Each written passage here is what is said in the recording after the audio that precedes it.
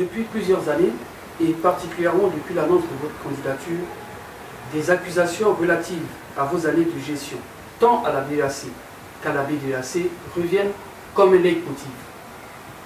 Selon vos adversaires, vous n'auriez rien fait, par exemple, pour aider votre pays d'origine, la RCA, à accéder au crédit de financement d'infrastructures, alors même que vous avez dirigé la BDAC pendant plusieurs années.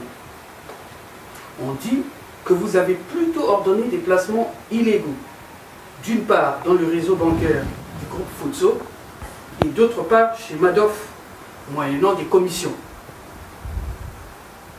De même, on affirme que vous avez, contre l'avis des services compétents de la BDAC, accordé un prêt de 1,5 milliard de francs CFA à M. Zamba, pourtant reconnu comme le principal cerveau dans l'affaire des malversations au sein de la représentation de la BEAC à Paris. Avez-vous des éléments de réponse par rapport à ces affirmations? Alors, que je vous explique. Quand j'ai été nommé à la tête de la BEAC en septembre 2001, cette institution venait de passer plus de 10 ans sans aucun financement. Et les services fonctionnaient au ralenti.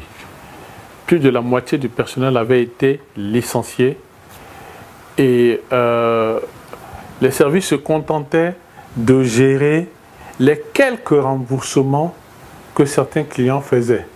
Et ces remboursements permettaient de payer le personnel et de faire fonctionner le minimum de services à la banque. Mais en fait, ils ne faisaient rien de particulier. Et les chefs d'État s'étaient réunis dans le but de fermer cette institution. Et finalement, ils se sont dit, on va lui donner une dernière chance. Et j'ai été appelé un peu comme pompier. J'ai fait des réformes hardies. Alors, quand vous arrivez à la tête de ce type d'institution, qu'est-ce qu'il faut faire? La première chose, j'ai noté qu'il y avait d'énormes arriérés dus par les États et les entreprises à qui la banque avait prêté. Donc, il fallait, en même temps que des réformes étaient faites dans l'organisation de la banque, dans les procédures et tout, il fallait faire du recouvrement. Nous bénéficions de la confiance des États et tous les États, à l'exception de la République centrafricaine, ont remboursé leurs arriérés. En même temps, certains des privés ont remboursé leurs arriérés. Alors, de jour en jour, nous nous retrouvions à la tête d'une masse d'argent, mais nous n'avions pas encore rempli toutes les conditions pour reprendre les financements. Donc, cet argent était placé. Et ce sont les fruits du placement qui permettaient de faire fonctionner la banque. Pour tout vous dire, avec les fruits des placements, j'ai doublé les effectifs du personnel, j'ai retapé entièrement l'immeuble de la banque et meublé de manière très moderne, j'ai équipé la banque en informatique, avec VSAT, téléphone un peu partout dans le monde par VSAT. Nous avons organisé une série de missions pour former le personnel et nous avons rempli petit à petit les conditions pour reprendre les activités avec l'argent des placements. Et dans ces placements, il y avait des placements en Afrique centrale, des placements en Europe, et parmi les placements en Europe, il y avait des placements en France, en Suisse et en Autriche. Nous faisions l'arbitrage de ces placements en fonction des notes qui nous remontaient des directions compétentes, qui parlaient à la fois du rendement des placements et des risques. Et c'est à partir de là que les décisions étaient prises. Une certaine somme avait été placée chez Banque Austria, qui est la plus grande banque de l'Autriche. Et vous savez que l'Autriche est une grande place financière. Banque Austria est la plus grande banque de l'Autriche. Et quand nous avons démarré nos placements, c'était une banque publique. Maintenant, elle a été rachetée par Unicredito, qui est une très grande banque en Italie maintenant. Mais quand je suis arrivé, ces placements avaient déjà commencé, n'est-ce pas? Et j'ai vu que les rendements étaient très bons.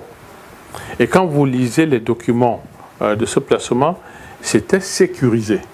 Et d'ailleurs, Banque Austria est une banque triple A. Donc c'est le meilleur taux qu'on donne à une banque qui se porte bien. Et nous avions confiance parce que, petits comme nous étions, je suis arrivé, il y avait 36 personnes, dont peut-être 4 à la direction financière. Nous ne pouvions pas nous organiser, nous n'avions pas les capacités d'avoir tous les éléments pour apprécier des placements. Donc nous confions l'argent à des banques de premier rang qui pouvaient, elles, prendre soin de notre argent. C'est comme ça que les fonds Primeo, qui sont les produits gérés par Banque Austria dans lesquels nous avons mis cet argent, généraient des taux intéressants, je crois, depuis 1999. Des taux qui oscillaient entre 7,5% et 11%. Donc ça nous rapportait beaucoup d'argent et nous avons fait beaucoup de choses avec. À notre grande surprise, alors qu'en novembre, parce que tous les 3 mois, on nous envoie l'état de nos placements. Et en novembre 2008, nous avons reçu le dernier état de nos placements avec la valeur des 11 milliards qui étaient dans ce produit. Je parle de fin novembre 2008.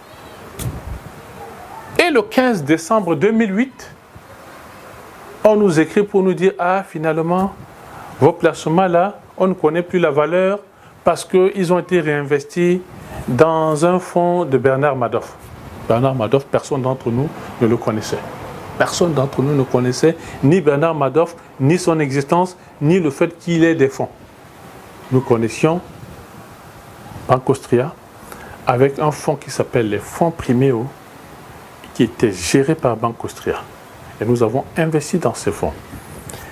Et donc nous avons bien entendu entamé des procédures pour essayer de comprendre ce qui s'est passé. Et je dois avouer que j'ai eu le soutien, la banque a eu le soutien de tous les administrateurs et de tous les actionnaires. Je vous rappelle que les actionnaires, c'est les ministres des Finances et le Trésor français et la Banque africaine de développement. Nous avons eu le soutien de tout ce monde. On s'est mis en bloc pour essayer d'obliger l'autruche à prendre ses responsabilités. Donc, des lettres ont été adressées au ministre des Finances de l'autruche, etc., etc. Mais il faut savoir que Bernard Madoff, c'est 50 milliards de dollars qui ont été spoliés à des investisseurs.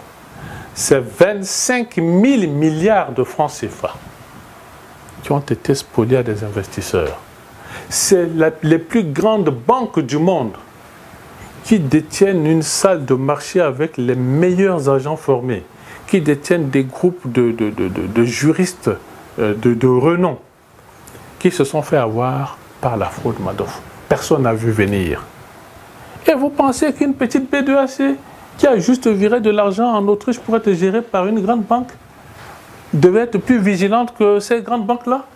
Donc aujourd'hui, est-ce que vous êtes ici en France, est-ce que vous entendez qu'il y a des scandales dans telle banque, BNP, Natixis, toutes ces banques, parce qu'elles ont perdu 300, 400, 500 millions de dollars dans les investissements de Primeo? Donc, vous voyez, il faut raison garder. Il y a beaucoup de légendes qui est faite autour de cette question. Il y a beaucoup de choses qui sont écrites, qui ont été écrites, notamment par des agents de la banque que j'avais licenciés. Ils ont écrit beaucoup de choses qui ont été reprises dans des journaux à sensation et qui sont repris aujourd'hui par ceux qui se veulent mettre des tracteurs. Mais la BDEAC a porté plainte contre Banque Austria. Et comme certains des clients de Banque Austria qui ont déjà gagné des procès par rapport au fonds Primeo, la BDEAC finira par gagner son procès. Non seulement les 11 milliards lui seront remboursés, mais avec des forts dommages et intérêts. Donc moi, je suis confiant. Quand je partais de la banque, j'étais confiant que tôt ou tard, cet argent reviendra. Et je pense que les autorités actuelles de la B2AC sont dans la même lignée. Tôt ou tard, ce procès sera gagné par la banque et l'argent reviendra. Donc, tout ce qui est brodé autour, on dit que Dolo-Guelleh a volé 11 milliards à la B2AC. Bon Dieu, qu'est-ce que je serais content d'avoir 11 milliards. Notamment pour la campagne, mais je me dirais, bon, ben ça y est, là, on n'a plus de problème pour le financement de la campagne.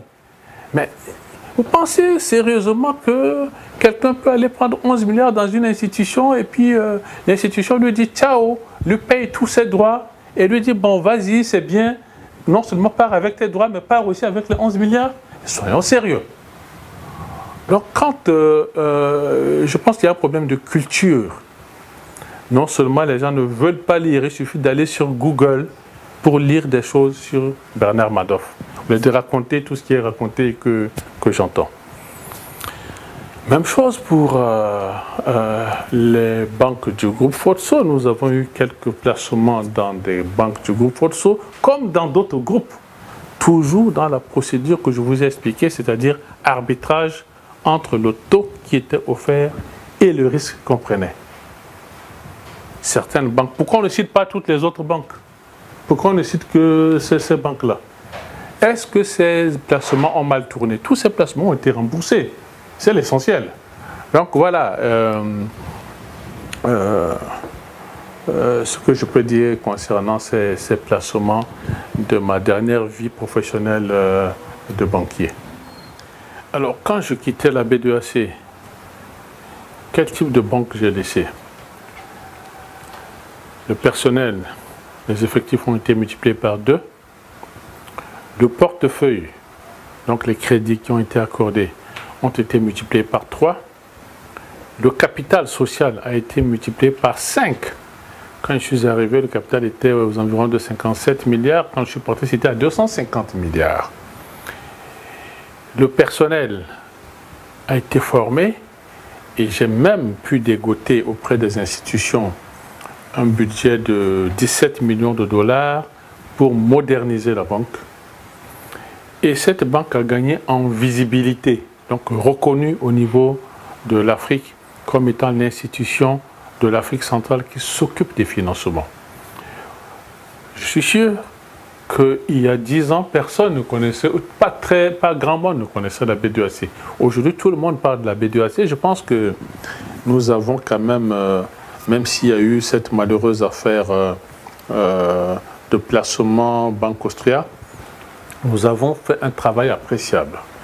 Maintenant, s'agissant de la République centrafricaine, je suis le premier chagriné par le fait que jusqu'aujourd'hui, ce n'est pas seulement jusqu'à mon départ, jusqu'aujourd'hui, la République centrafricaine n'a pas pu bénéficier de concours de la B2AC. Pendant mon séjour à la banque devenait crédible et devenait le véhicule par lequel des pays et des institutions passaient pour mettre de l'argent à la disposition de l'Afrique centrale. C'est comme ça que la France, notamment, à travers un fonds qui s'appelle l'ABG, met des fonds d'investissement à la disposition de la commission de la CEMAC, mais logés à la B2AC. Et c'est une partie de ces fonds qui a été utilisée notamment pour le financement partiel des travaux de l'aéroport de Bangui. Ça donne l'impression que c'est la B2AC qui a financé l'aéroport. Non, la B2AC n'a toujours pas financé la République centrafricaine jusqu'aujourd'hui. Pourquoi? Parce qu'en 2001, les chefs d'État de la CEMAC, pour éviter les dérives du passé, ont pris une résolution que tout pays qui est en arriéré vis-à-vis de la B2AC ne peut pas bénéficier des concours de la B2AC. C'est pour ça que tous les autres se sont dépêchés de rembourser leurs arriérés vis-à-vis de la B2AC. La RCA avait des difficultés objectives. Nous avons fait plusieurs accords avec le gouvernement pour étaler ce remboursement dans le temps et rendre le montant comment dire, digérables, digestes. Malheureusement, ces accords n'ont jamais été respectés. Parce que s'ils étaient respectés, ça nous donnait la possibilité de financer des projets centrafricains. Ça n'a pas été respecté. Le montant étant de 6 milliards, je me suis battu, quand il y avait l'initiative PPTE à l'atteinte du point d'achèvement, je me suis battu pour amener ce montant de 6 milliards à 2,5 milliards pour permettre à l'État de faire un effort. Ça n'a pas été possible. Et donc, de ce que j'apprends, nous sommes encore repartis sur la signature de moratoire et d'une convention qui permet à la RCA de payer sur plusieurs années. Si ce nouveau contrat est respecté, ça permettra à la B2AC de prêter à l'État centrafricain. Donc, il ne faut pas interpréter les choses comme si Anissé Dolo-Guélé refusait de prêter de l'argent à son pays et ne prêtait qu'aux autres pays. Après tout, j'ai eu à avoir des responsabilités dans ce pays. J'étais ministre des Finances, je connais les difficultés de l'État, je connais nos besoins en infrastructure.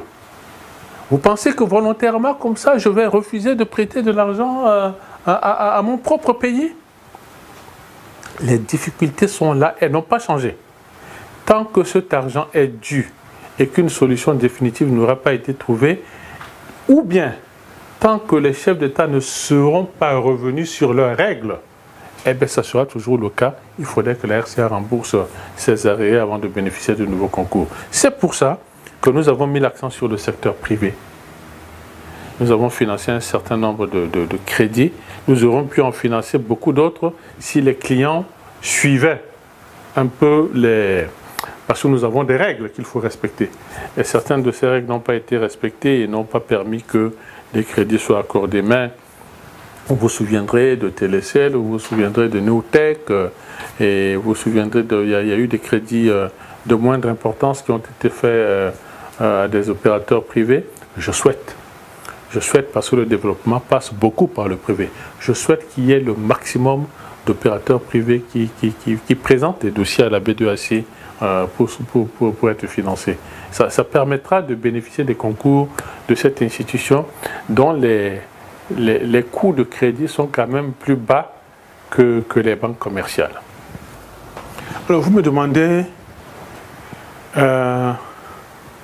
pourquoi j'ai prêté de l'argent à un certain monsieur qui serait le principal responsable du détournement d'une très grosse somme à la BEAC. D'abord, la banque, parce que ce n'est pas Dolo-Guélé, la banque n'a pas prêté de l'argent à un monsieur. La banque a prêté de l'argent à une entreprise gabonaise. Quand la banque prêtait cet argent, elle n'était pas au courant de ce détournement de la BEAC. Ce n'est pas tout le temps que j'ai passé à la banque.